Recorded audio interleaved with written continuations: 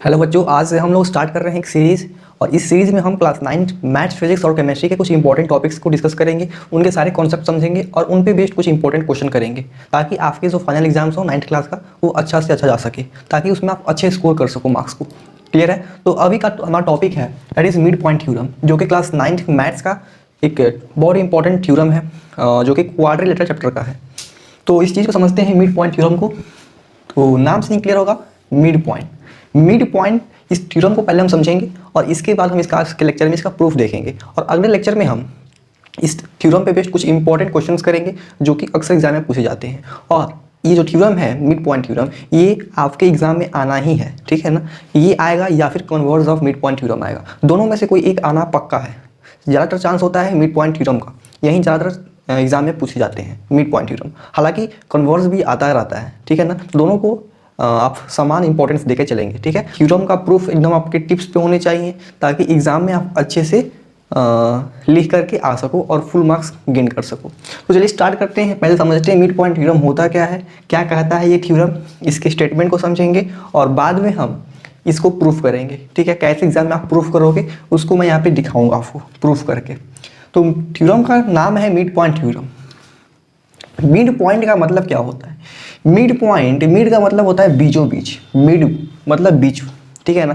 तो mid point वैसा point जो कि बीचों बीच हो। किसके बीचों बीच? तो किसी लाइन सेगमेंट के, किसी लाइन के बीचों बीच हो। जैसे कि फॉर एग्जांपल देखो, मेरे पास यहाँ पर एक लाइन सेगमेंट है ए बी। इस ए बी लाइन सेगमेंट पे हम यहाँ पर एक पॉइंट ले लेते हैं डी। हमने एक डी पॉइंट को ले लिया, क्लियर है। अब हमने बोला कि मिड पॉइंट का मतलब वैसा पॉइंट जो बीचों बीच हो। तो अगर ये ए बी एक लाइन सेगमेंट है, ए बी एक लाइन सेगमेंट है, तो इस लाइन के बीचों बीच, एकदम बीच में ये पॉइंट डी हमने बनाया है, मार्क किया है। सो इस डी पॉइंट को बोलेंगे कि it is the mid point of line segment A B. D जो है हमारा, ये मिड पॉइंट है इस लाइन सेगमेंट ए बी का, एकदम बीचों बीच है, इसीलिए हम बोलते हैं कि ये मिड पॉइंट है। और मिड पॉइंट है तो मतलब सिंपल सा है कि ये जो जितना लेंथ होगा, मतलब जितना ए डी होगा उतना ही इसका भी लेंथ होगा डी बी का। हम बोल सकते हैं अगर डी मिड पॉइंट है तो ए डी जितना होगा उतना ही डी बी होगा।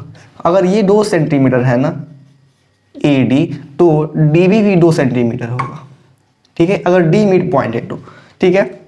तो मिड पॉइंट का मतलब आपने समझ लिया क्या होता है। अब आइए हम चलते हैं थ्योरम पे। थ्योरम क्या कहता है, इसे रफ करते हैं और आते हैं थ्योरम पे। मिड पॉइंट थ्योरम कहता है कि अगर हमारे पास कोई एक ट्रायंगल है, मान लीजिए हमारे पास यहाँ पे एक ट्रायंगल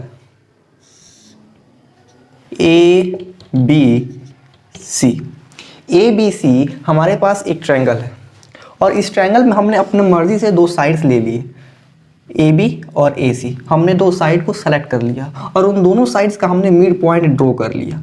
मान लीजिए कि ए बी साइड का जो मिड पॉइंट है ये डी है और ए सी साइड का जो मिड पॉइंट है ये ई है, ठीक है, ई। तो D जो है ये AB का मिड पॉइंट है, बीचों बीच आ रहा है AB लाइन सेगमेंट में। और E जो है ये AC लाइन सेगमेंट का मिड पॉइंट है, एकदम बीच में है AC लाइन सेगमेंट पे, ठीक है ना। तो D और E इस साइड्स के मिड पॉइंट हो गए। AB साइड का मिड पॉइंट D है और AC साइड का मिड पॉइंट E है।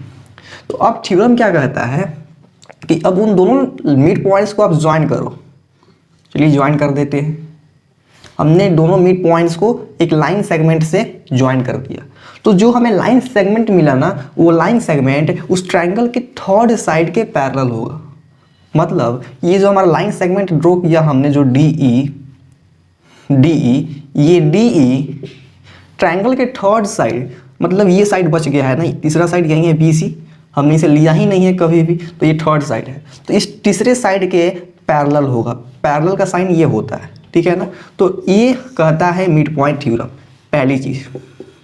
दूसरी चीज क्या है, तो अब कहता है कि जो लाइन सेगमेंट आपने ड्रॉ किया है दोनों मिड पॉइंट्स को ज्वाइन करने के लिए, वो लाइन सेगमेंट थर्ड साइड के पैरेलल होगा और उसके साथ साथ उस थर्ड साइड का हाफ होगा, मतलब जितना BC होगा उसका आधा DE होगा। अगर BC 12 सेंटीमीटर होगा तो DE 6 सेंटीमीटर होगा। तो जो हमारा लाइन सेगमेंट है DE ये BC का हाफ होगा 1/2। DE is half of BC। DE का जो लेंथ होगा वो BC से आधा होगा, ठीक है ना। तो इस दो चीज़ को मिड पॉइंट थ्योरम बतलाता है हमें कि भाई अगर कोई ट्रायंगल ले लो और उस ट्रायंगल में अपने मर्जी से कोई भी दो साइड सेलेक्ट कर लो और दोनों साइड्स का मिड पॉइंट मार्क कर लो, उन दोनों मिड पॉइंट्स को ज्वाइन करोगे जिस लाइन सेगमेंट से, वो लाइन सेगमेंट तीसरे साइड के पैरेलल होगा और थर्ड साइड का हाफ होगा। यही कहता है दो स्टेटमेंट, यही दो पॉइंट्स को मिड पॉइंट थ्योरम हमें जानकारी देता है। बस यही उसका रिजल्ट है मिड पॉइंट थ्योरम का, यही रिजल्ट है मिड पॉइंट थ्योरम का, ठीक है ना। तो इसी दो रिजल्ट को अभी हम चल रहे हैं प्रूफ करने कि आखिर हमें कैसे मालूम चला कि ये DE इस BC के पैरेलल ही होगा या फिर DE इस BC का हाफ होगा, ये हम कैसे मान लें। तो हमें प्रूफ चाहिए, चलिए प्रूफ करते हैं, इस चीज़ को प्रूफ करते हैं। और ध्यान देंगे प्रूफ में आपसे भी प्रूफ पूछा जाएगा एग्जाम में, तो आप इसी तरह से प्रूफ करेंगे जैसे मैं प्रूफ करूँगा, ठीक है। और आज से हम सीरीज शुरू किए हैं ये वाला, और इस सीरीज में हम आपको important topics math, physics, chemistry के लेकर के आएंगे 9th क्लास का, और उस पर पूरा कॉन्सेप्ट समझेंगे, सारे फंडे क्लियर करेंगे और उसके बाद उस पर कुछ बढ़िया बढ़िया सवाल लगाएंगे, ठीक है। चलिए जी, सबसे पहले जो थ्योरम को प्रूफ करने का जो एकदम सिस्टमेटिक वे होता है, एक प्रोसेस होता है प्रूफ करने का कोई भी थ्योरम को, तो आपको सबसे पहले थ्योरम का स्टेटमेंट लिखना पड़ता है। सिस्टमेटिक वे में प्रूफ करते हैं, ठीक है। आप भी अगर एग्जाम पेपर में अपने सिस्टमेटिक वे में प्रूफ करेंगे किसी थ्योरम को तो आपको 4 में 4 नंबर मिलेगा, मतलब फुल मार्क्स मिलेगा थ्योरम का। तो नियम होता है थ्योरम को प्रूफ करने का कि सबसे टॉप में आपको स्टेटमेंट लिखना है, उसके नीचे जो गिवन है उसको लिखना है, गिवन के नीचे आपको लिखना है क्या प्रूफ करना है, टू प्रूफ, जी क्या प्रूफ करना है, और उसके नीचे हम लिखते हैं कंस्ट्रक्शन। अगर उस थ्योरम में कोई कंस्ट्रक्शन करना है अपने मर्जी से, अपने मन से, तो कंस्ट्रक्शन है तो लिखेंगे, नहीं है तो कंस्ट्रक्शन वाला जो बॉक्स होगा वो हटा देंगे, कंस्ट्रक्शन नहीं लिखेंगे। और लास्ट में जो होता है हमारा वो पूरा प्रोसेस होता है कैसे हम प्रूफ कर रहे हैं, ठीक है ना। तो ये सिस्टमेटिक वे होता है किसी भी थ्योरम को प्रूफ करने का। जैसे कि सबसे पहले हमारा कर्तव्य होता है कि हम थ्योरम का सबसे टॉप में स्टेटमेंट लिखें, थ्योरम क्या कहता है। तो अगर जितनी बातें हिंदी में बोला हूँ अभी थोड़ी देर पहले, इन्हीं सब बातों को मैं यहाँ पर इंग्लिश में ट्रांसलेट करके लिख देता हूँ। यही स्टेटमेंट होता है इस थ्योरम, मिड पॉइंट थ्योरम का। तो स्टेटमेंट है the line segment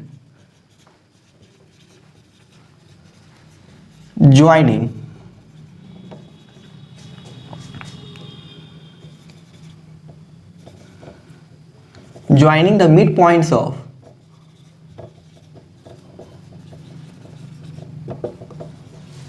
any two sides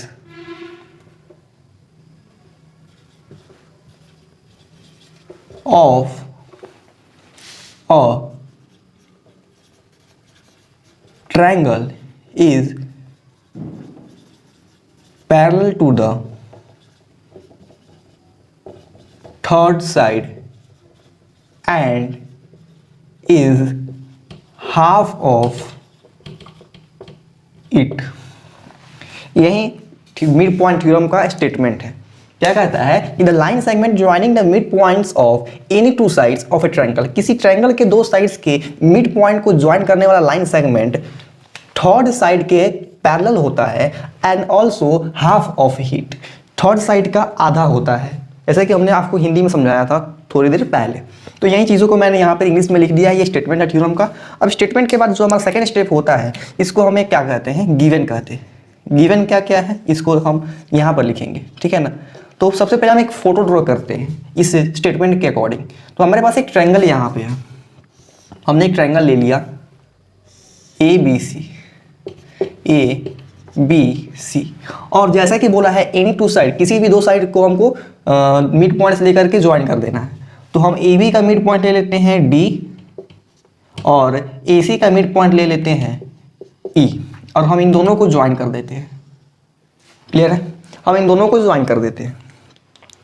तो अब यहाँ पर हमने फोटो ड्रॉ कर लिया स्टेटमेंट के अकॉर्डिंग। अब हमको यहाँ पर गिवन लिखना है कि क्या क्या गिवन है क्वेश्चन में, इस थ्योरम में। तो हम फिगर से जो ऑब्जर्व कर रहे हैं चीज़ों को, उन्हीं चीज़ों को हम गिवन में लिखते हैं। तो हमारे पास एक ट्रायंगल है, in triangle ABC triangle ABC में जो D पॉइंट है ये AB का मिड पॉइंट है, AB साइड का मिड पॉइंट है D। D is the mid point of AB and E जो है AC का मिड पॉइंट है, AC का मिड पॉइंट E है and E is the mid point of AC, ये गिवन है। तो अगर हमने अभी थोड़ी देर पहले पढ़ा कि मिड पॉइंट है अगर D तो AD और DB ये आपस में इक्वल होंगे, और अगर E मिड पॉइंट है AC साइड का तो AE और EC ये भी दोनों आपस में इक्वल होंगे। ऐसा कि मैंने थोड़ी देर पहले आपको समझाया कि मिड पॉइंट का क्या प्रॉपर्टी, क्या खासियत होती है उनकी, ठीक है ना। तो ये और ये इक्वल होंगे और ये दोनों इक्वल होंगे। क्लियर है। तो हमने यहाँ पर गिवन लिख दिया। अब हम लिखते हैं टू प्रूफ। क्या प्रूफ करना है हमें, इसको लिखते हैं। देखो जी, टू प्रूफ हमें प्रूफ करना है कि ये जो DE है इस BC के पैरेलल है, DE is parallel to BC and also हमें क्या प्रूफ करना है कि जो DE है ये BC का हाफ है, DE is half of BC।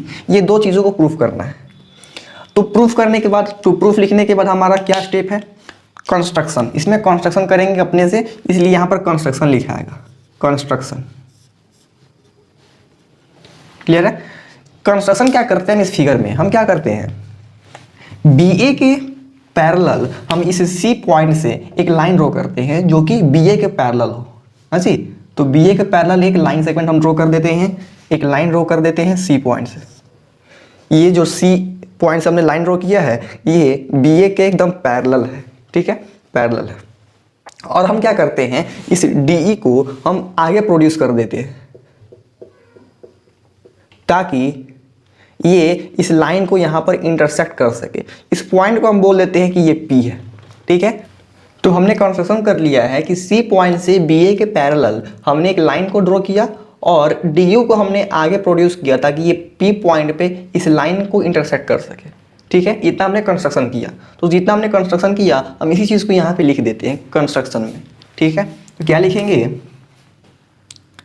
Draw a line from C parallel to BA and produce DE to produce DE such that it intersect the line at P, ठीक है ना।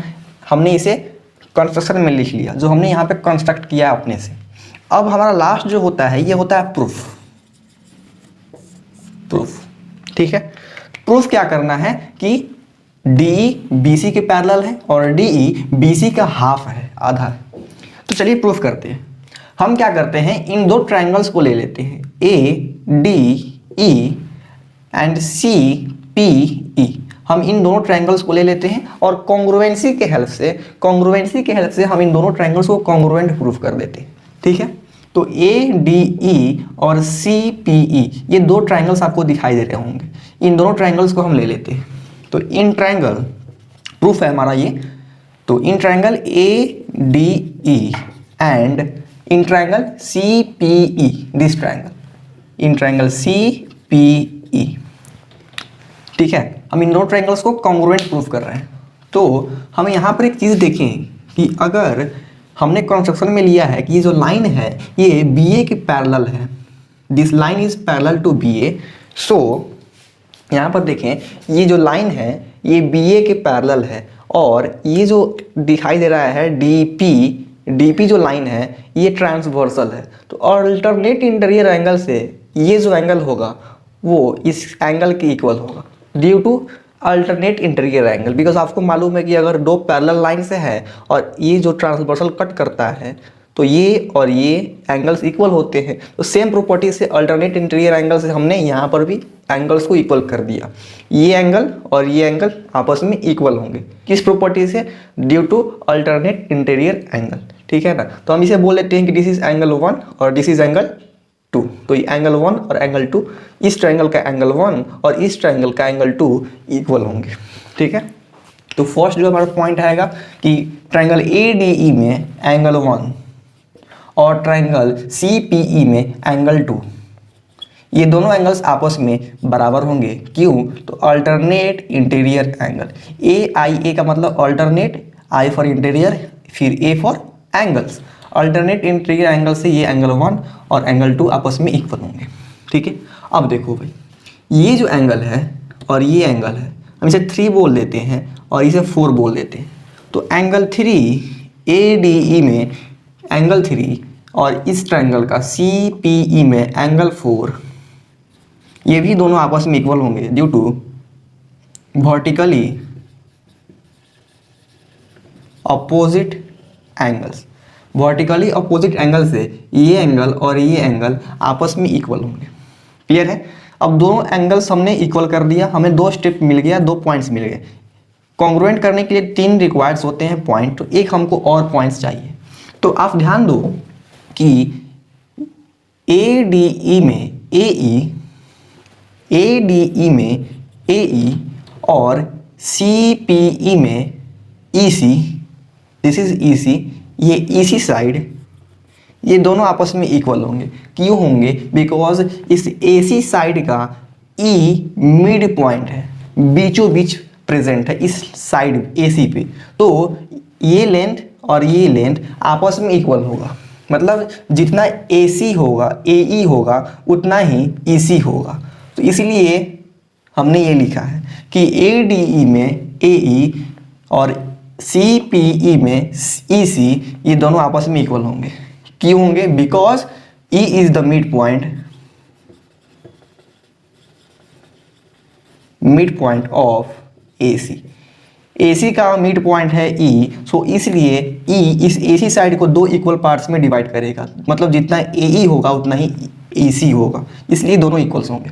अब हमें 3 पॉइंट्स मिल गए, तो ट्रायंगल ADE और ट्रायंगल CPE कॉन्ग्रुएंट हो गए, प्रूफ हो गया यहाँ से। Hence triangle ADE is congruent to triangle CPE। कौन से क्राइटेरियन से, कौन से रूल से? तो देखो, एंगल साइड ना जी, एंगल साइड, तो by AAS angle side rule से ये दोनों ट्रायंगल्स प्रूफ हो गए, प्रूफ नहीं, कॉन्ग्रुएंट हो गए। तो जब ट्रायंगल्स कॉन्ग्रुएंट हो गए तो by CPCT congruent part of corresponding triangle से हम बोल सकते हैं कि भाई जो AD है इस ट्रायंगल का ADE, इस ट्रायंगल का AD और CPE का CP, ये भी दोनों आपस में इक्वल हो जाएंगे। मतलब इस ट्रायंगल का AD और इस ट्रायंगल का CP, ये भी इक्वल हो जाएंगे बिकॉज ड्यू टू CPCT ना जी, ये इक्वल हो जाएंगे। अब देखो, अब हमने जाना कि जैसे कि जो D है ये AB का मिड पॉइंट है ना जी, बीचों बीच D जो है ये AB का मिड पॉइंट, ठीक है। तो जितना AD होगा उतना ही DB होगा। हम इसी चीज़ को यहाँ पर प्रूफ करते हैं, ठीक है, इतने स्पेस में, यहाँ से यहाँ पर। तो जितना AD होगा उतना ही DB होगा, बिकॉज AB का मिड पॉइंट है D, हमने यहाँ पर लिखा भी हुआ है, D is the mid point of AB। So हम बोल सकते हैं कि AD is equals to DB। क्यों बोलेंगे? बिकॉज इट इज गिवन, हमने गिवन में ही लिख लिया कि D मिड पॉइंट है AB का, so this will be equal to this, ठीक है। तो अब आगे की बात करते हैं। तो अब देखो, यहाँ पर हमने लिखा है कि AD CP के इक्वल है, और हमने यहाँ पर फिर लिखा कि भाई AD DB के भी इक्वल है। यहाँ पर भी AD, यहाँ पर भी AD। एक केस में AD CP के बराबर है और दूसरे केस में AD DB के इक्वल है। तो अगर इधर देखो, इधर भी AD, इधर भी AD, मतलब LHS दोनों इक्वेशन का सेम, तो RHS भी क्या हो जाएंगे? इक्वल हो जाएंगे। यहाँ पर भी AD, यहाँ पर भी AD, दोनों LHS भी इक्वल हैं, तो RHS दोनों के इक्वल हो जाएंगे। सो हम बोल सकते हैं कि इधर का CP will be equal to DB। CP will be equals to DB। CP कहाँ है? तो ये CP रहा, और DB कहाँ है? तो दिस इज DB। DB बोलो या फिर BD बोलो, तो CP is equals to BD या फिर DB बोल दो। तो ये और ये आपस में इक्वल होंगे, हमें यहाँ पर हमने निकाल लिया। ठीक है, अब देखो हमने कंस्ट्रक्शन किया था कि जो ये लाइन सेगमेंट है, हमने एक लाइन ड्रॉ किया था इसके पैरेलल, बीए के पैरेलल हमने लाइन ड्रॉ किया था। तो ये जो सीपी है, ये जो लाइन है, ये इस बीडी के पैरेलल होगा, बिकॉज हमने कंस्ट्रक्शन ही किया है, इस लाइन को हमने इसके पैरेलल ड्रॉ किया है, बीए के पैरेलल हमने सी से एक लाइन ड्रॉ किया है। तो अगर ये लाइन पूरा का पूरा इसके पैरेलल है तो इस लाइन का छोटा सा पार्ट सीपी और इस लाइन का छोटा सा पार्ट बीडी आपस में पैरेलल ही होंगे, बिकॉज अगर ये दो पैरेलल लाइन्स है, दो पैरेलल लाइन्स हैं, तो हम इनका एक छोटा सा पार्ट ले लेते हैं, ये वाला पार्ट, और इसका ये पार्ट ले लेते हैं, इस छोटा वाला पार्ट, तो ये भी दोनों पार्ट्स भी आपस में पैरेलल ही होंगे। ठीक है ना, बिकॉज इनके बीच का डिस्टेंस तो हमेशा फिक्स्ड है, कांस्टेंट है, डिस्टेंस चेंज नहीं हो रहा है बीच का, तो ये भी छोटे छोटे दोनों पार्ट्स इस लाइन के ये भी आपस में पैरेलल होंगे। तो इसीलिए ये CP और ये BD आपस में पैरेलल होंगे। ठीक है, तो BD is parallel to CP। ठीक है, ये हमने कंस्ट्रक्शन से किया है, बाय कंस्ट्रक्शन से आया है। ठीक है ना, BD is parallel to CP।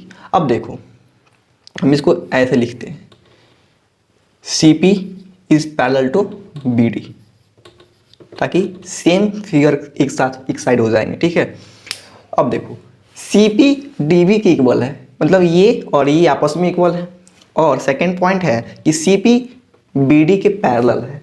तो आपने जाना था क्वाड्रिलेटरल्स के बारे में, जो कि पैरेललोग्राम एक तरह का क्वाड्रिलेटरल्स होता है जिसके अपोजिट साइड्स पैरेलल होते हैं और इक्वल होते हैं।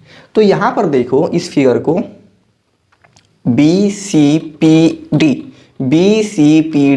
एक आपको क्वाड्रिलेटरल दिखाई दे रहा है, जहाँ पर CP और BD आपस में इक्वल हैं, CP और BD आपस में इक्वल हैं, और CP और BD आपस में पैरेलल भी हैं। तो अगर अपोजिट साइड्स, ये दोनों अपोजिट, ये CP और BD ये दोनों अपोजिट साइड्स हैं, ठीक है, तो ये दोनों इक्वल है और पैरेलल है, तो ये जो फिगर है ये क्वाड्रिलेटरल है। ये कौन सा फिगर है? It is a parallelogram. तो हम बोल सकते हैं कि भाई BCPD इज अ पैरेललोग्राम, ये तरह का पैरेललोग्राम है। तो अगर BCPD अगर पैरेललोग्राम हो गया तो हमें मालूम है कि पैरेललोग्राम का सारा साइड्स अपोजिट साइड्स इक्वल होता है और अपोजिट साइड्स पैरेलल होते हैं। तो ये जो साइड है DP ये BC के पैरेलल होगा, DP जो होगा इस पैरेलल होगा BC के। तो अगर DP BC के पैरेलल है तो हम इस DP लाइन का छोटा सा पार्ट ले लें DE, तो DE भी इसके पैरेलल होगा। सो हम बोल सकते हैं कि DE भी इस BC के पैरेलल होगा, और हमें यही चीज़ तो प्रूव करना था first point, DE is parallel to BC, हमारा ये निकल करके आ गया। अब बचा कौन सा? Second part, DE is half of BC। तो अगर ये पैरेललोग्राम है BCPD तो हम बोल सकते हैं कि अपोजिट साइड्स पैरेलल होंगे और इक्वल होंगे। So this DP is equals to BC। क्यों होंगे? बिकॉज पैरेललोग्राम के अपोजिट साइड्स इक्वल होते हैं और पैरेलल होते हैं। ठीक है ना, तो पैरेलल से हमने ये प्रूफ कर दिया और इनको इक्वल करके हम इसको प्रूफ कर देंगे। ठीक है, तो DP is parallel to BC। अब देखो भाई, हमने अभी जस्ट इस ट्रायंगल को कॉन्ग्रुएंट प्रूफ किया है, triangle ADE and triangle CPE, ADE and triangle CPE, हमने इन दोनों को कॉन्ग्रुएंट प्रूफ किया है। तो अगर ट्रायंगल दोनों के दोनों कॉन्ग्रुएंट हैं तो इस ट्रायंगल का DE और इस ट्रायंगल का EP, इस ट्रायंगल का DE एंड इस ट्रायंगल का EP ये भी दोनों आपस में इक्वल होंगे। इस ट्रायंगल का DE और इस ट्रायंगल का EP ये भी दोनों आपस में इक्वल होंगे। क्यों? बिकॉज ऑफ CPCT से ये दोनों आपस में इक्वल होंगे। तो हम लिख सकते हैं DP को, ये DP पूरा लेंथ है तो हम लिख सकते हैं DP को DE प्लस EP। DP पूरा लेंथ है तो हम इसको लिख सकते हैं DE प्लस EP। तो DP को क्या लिख देते हैं? DP को लिख देते हैं DE plus EP is equals to BC। हाँ जी, अब देखो, अभी हमने जस्ट यहाँ पर CP/CT से प्रूफ किया है कि DE is equals to EP, मतलब DE EP के बराबर है। तो हम बोल सकते हैं EP को यहाँ से हटा सकते हैं, हम ये काम कर सकते हैं बिकॉज DE EP के बराबर है। तो हम EP की जगह पे DE लिख सकते हैं बिकॉज ये दोनों इक्वल हैं। तो हम EP को हटा देते हैं DE से, तो हो जाएगा DE प्लस EP को रिप्लेस कर देते हैं DE से बिकॉज ये EP के इक्वल है ना, तो DE लिख सकते हैं, ये दोनों आपस में इक्वल है। तो DE इक्वल टू BC है तो BC लिख दिए। अब देखो DE प्लस DE, कितने DE है, 2 है, तो हो जाएगा 2DE is equals to BC।